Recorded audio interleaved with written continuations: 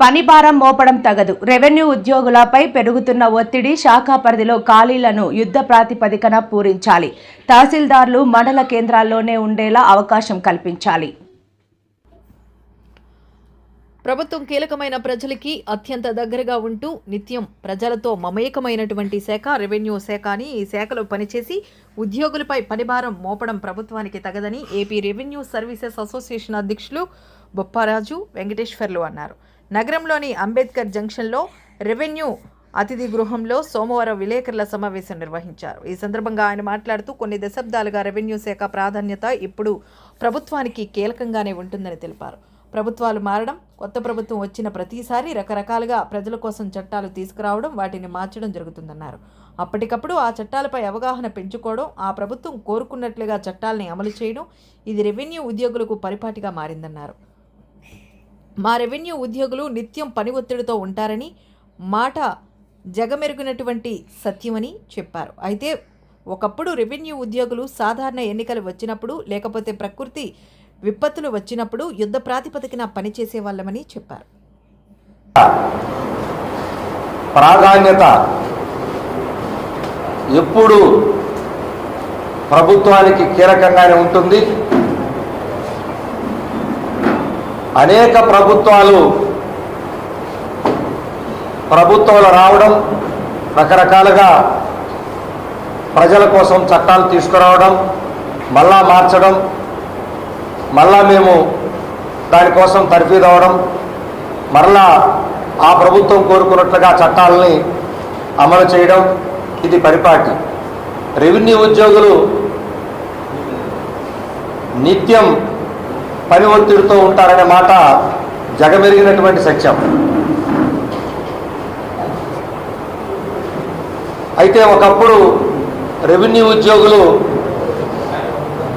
సాధారణ ఎన్నికలు వచ్చినప్పుడు లేకపోతే తుఫాన్లు వచ్చినప్పుడు యుద్ధ ప్రాతిపదికన పనిచేసేవాళ్ళం, హడావుడిగా టెన్షన్గా.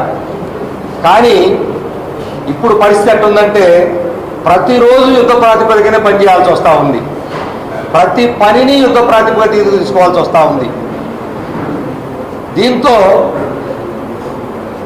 రెవెన్యూ ఉద్యోగి తీవ్రమైనటువంటి పని ఒత్తిడి గురవుతున్నాడు. అంటే ఒకవైపు చూస్తేనేమో పని చేయడానికి సిద్ధం, ఏ ప్రభుత్వం ఏమి ప్రవేశపెట్టినా రెవెన్యూ శాఖ ప్రధానమైనటువంటి శాఖ కనుక మాకు తప్పదు. కానీ దానికి అనుగుణంగా ఉద్యోగులని, ప్రధానంగా తహసీల్దారులని ఆ యొక్క మండల ప్రాంతంలో ఉన్నటువంటి ప్రజలకు అందుబాటులో ఉంచాలా లేదా? తహసీల్దారు నిత్యం సోమవారం వస్తే రెవెన్యూ క్లినిక్ పేర్ల మీద జిల్లా హెడ్ క్వార్టర్ మొత్తం వచ్చేయాలి, జిల్లా అంతా కూడా. ఇక ఆ రోజంతా కూడా అక్కడ గ్రీవెన్స్లే అటెండ్ అయ్యలేదు మండల స్థాయిలో. మంగళవారం వస్తే టీసీలు, వీసీలు వాటికి పోద్ది. బుధవారం వస్తే ఇన్స్పెక్షన్ల పేర్లతో తీసుకుపోతారు అధికారులు వస్తే.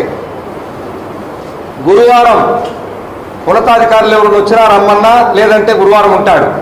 మళ్ళా శుక్రవారం మరలా వారికి కేసులు, ఆర్ఓఆర్ కేసులని, ఆ కేసులని, ఈ కేసులని, ఆర్టీఏ కేసులని కేసులు ఉంటాయి. శనివారం మళ్ళా కబురు పెడతారు. ఏ రోజన్నా పూర్తి స్థాయిలో అందుబాటులో ఉంచేటువంటి ఎక్కువ రోజులు తహసీల్దార్ని మండల కార్యాలయంలోనే అందుబాటులో ఉంచే విధంగా చేయాలి. ఈరోజు చూడండి, ఒకవైపు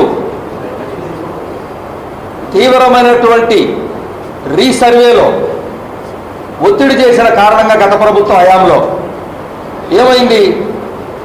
పట్టాదాస్ పాస్ పుస్తకాలు తప్పులు దొరకడంతో బయటకు వచ్చినాయి. ఎందుకని? మాకు కనీసం తహసీల్దార్కి కొన్ని అధికారాలు ఇవ్వక, అయ్యా చిన్న చిన్న పేరు తప్పులైనా తహసీల్దార్కి మార్చే అధికారం ఇవ్వండి, సర్వే నెంబర్ తప్పులుంటే అధికారం ఇవ్వండి, పట్టాదారు పేరు తప్పులుంటే అధికారాలు ఇవ్వండి. ఇలా చిన్న చిన్న తప్పులు సరిచేసే అధికారం కూడా తహసీల్దార్ దగ్గర లేకుండా వాటిని జాయింట్ కలెక్టర్ గారి దగ్గర లేదా ఇంకా హెడ్ ఆఫీసు సిసిఎల్ గారి దగ్గర పెట్టడం జరిగింది. దానివల్ల ఏమైంది, ఉన్నట్టుగా మేము సమయం ఇవ్వనందువల్ల ఎస్ఓపి అని ఇస్తాడు, స్టాండర్డ్ ఆపరేషన్ ప్రొసీజర్ అని.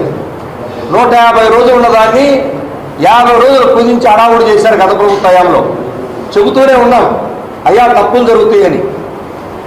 ఒక పక్క సమయం ఇవ్వలేదు, రెండో వైపు ఏదైతే మాకు తప్పులు సరిచేసే అధికారం కూడా ఇవ్వలేదు.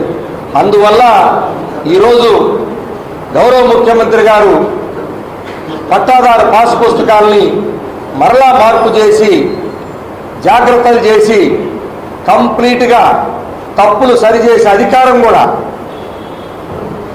తహసీల్దార్లకి దాదాపు 9-10 రకాల పవర్స్ని తహసీల్దార్కి దారదత్తం చేశారు. ఇటీవల ఆర్డీఓలకు కొన్ని ఇచ్చారు. ఉన్నతాధికారుల దగ్గర నుంచి అన్ని తీసేసి క్షేత్రస్థాయికి ఇచ్చినప్పుడు ఈరోజు రైతులకి గౌరవ ముఖ్యమంత్రి గారు ఏదైతే 80 లక్షల పాసు పుస్తకాలు మార్చినాటికి పూర్తి చేసే ప్రక్రియలో ఈరోజు రెవెన్యూ శాఖ ముమ్మరంగా పనిచేస్తూ ఉంది. ఇంత పెద్ద టెక్నాలజీ పెరిగి ఉంటే, ఇంత పెద్దగా వీడియో కాన్ఫరెన్స్ వచ్చుంటే ఎందుకు ఉన్నతాధికారులు ఏదైనా తహసీల్దార్లతో విచారణ కానీ ఏదైనా పనులు కానీ ఉంటే త్రూ బీసీల ద్వారా వాళ్ళతో ఎంక్వైరీ చేసుకోవచ్చు కదా, మండలంలో కూర్చోబెట్టి ఎందుకు చేయట్లేదు? ఎందుకు వాళ్ళని ఫిజికల్గా ఇక్కడ దాకా పిలుస్తున్నారు హెడ్ క్వార్టర్ దాకా? దానివల్ల మండలంలో తహసీల్దార్ అందుబాటులో ఉండడు కదా. కొంతమంది రకరకాలుగా వినియోగించుకునే వాళ్ళు ఉంటారు కదా, ఆవిడే రోజు ఆవిడే ఎగ్గొట్టే వాళ్ళు కూడా ఉంటారు కదా. ఇది ప్రజలకు ఇబ్బందికరమైనటువంటి వాతావరణమే కదా. కాబట్టి దయచేసి కాన్సన్ట్రేట్ చేసి తహసీల్దార్ అందుబాటులో ఉంచండి, విఆర్ఓ గ్రేడ్ 1 గ్రేడ్ 2 అందుబాటులో ఉంచండి, సర్వేలు కంప్లీట్గా రెవెన్యూ శాఖలో రీసర్వే అయ్యేంత వరకు కూడా అందుబాటులో ఉంచండి. ఈ పనులు కాకుండానే అనేక పనులు రెగ్యులర్గా చేసే పనులు ఉన్నాయి. ఏ పిల్లవాడికి సర్టిఫికెట్లు సకాలంలో పోయినా మళ్ళా అది ప్రమాదమే. ల్యాండ్ ఎక్విజిషన్ ఉంటుంది, అనేక రకాలుగా భూసేకరణ కార్యక్రమాలు చేయాలి, రెగ్యులర్గా పాసు పుస్తకాల కోసం పెట్టుకునే ఉంటారు, ఆ కార్యక్రమాలు చేయాలి. రెగ్యులర్గా ఎన్నికలు ఓటర్ లిస్టు కోసం రోజు వస్తుంటాయి, అవి పూర్తి చేయాలి. ఇవి కాకుండా అతి త్వరలో మళ్ళా సెన్సస్ వస్తున్నాయి, మే నుంచి మళ్ళా దానికి వెళ్ళాలి. మళ్ళీ సర్ అంటే ఇంటెన్సివ్ రివ్యూ